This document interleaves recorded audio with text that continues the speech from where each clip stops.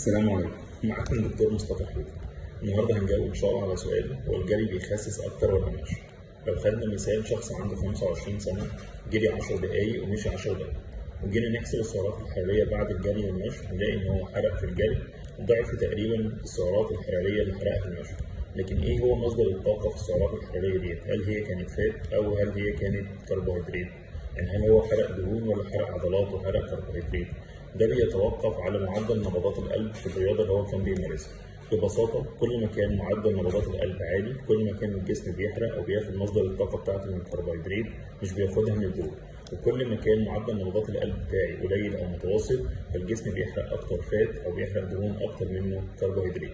عندنا 5 مستويات من معدل نبضات القلب، من 0 ل 60، وده بيبقى في وقت الراحه او وقت النوم او الوقت اللي الانسان فيه ما بيمارسش اي رياضه. من 60 ل 70 يبدأ معدل نبضات القلب فيه بيحرق من الدهون 90% منه دهون و10% بس فات.